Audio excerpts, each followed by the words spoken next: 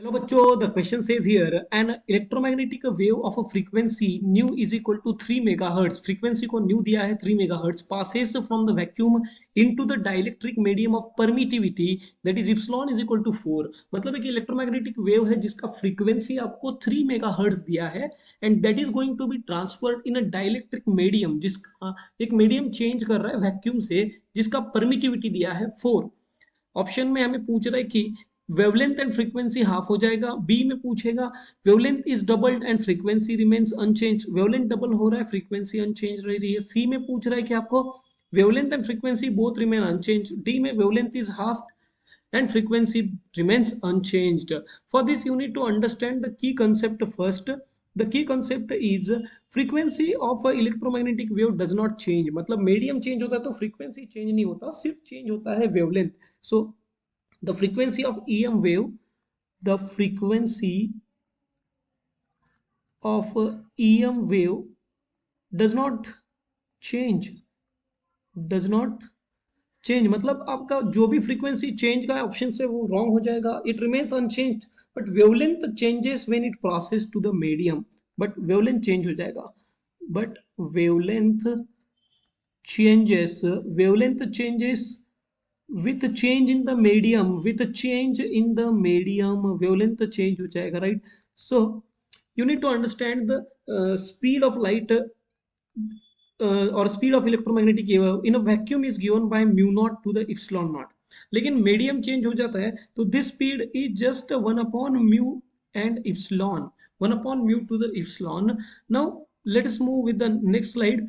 आपको रेशियो लेना होगा स्पीड ऑफ लाइट और speed of electromagnetic wave in a free space to the speed of light और speed of electromagnetic wave in a different medium. Suppose मैं उसको v लेता हूँ. What is c? c is a speed in a free space and what is v? v is a speed in the material और medium. So यहां से हमें समझ रहा है कि v is inversely proportional to epsilon. Permittivity से v inversely relate करता है.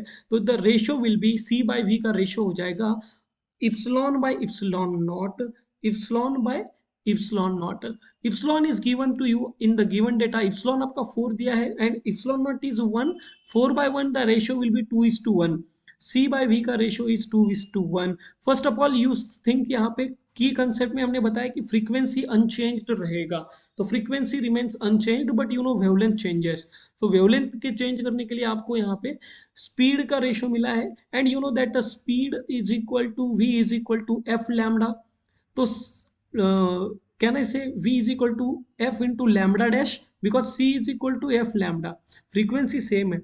तो ओरिजिनली वेवलेंथ जो लैम्डा था अभी वेवलेंथ लैम्डा डैश हो गया which is equal to 2:1. Originally wavelength lambda था अभी लैम्डा डैश हो गया विच इज 2:1. तो lambda by lambda dash is equal to 2:1. तो lambda dash is equal to lambda by 2. Lambda dash is a new wavelength which is a half of original wavelength. That is original wavelength से half हो जाएगा. Original wavelength जो lambda था उसका half हो जाएगा. New wavelength will reduce to the half of the original wavelength. तो अब क्या ऑप्शंस में wavelength will reduce to the half but frequency remains unchanged. Wavelength reduced to the half, frequency unchanged रहेगा. So the correct choice is here option D. Hope you understand it well. Best of luck.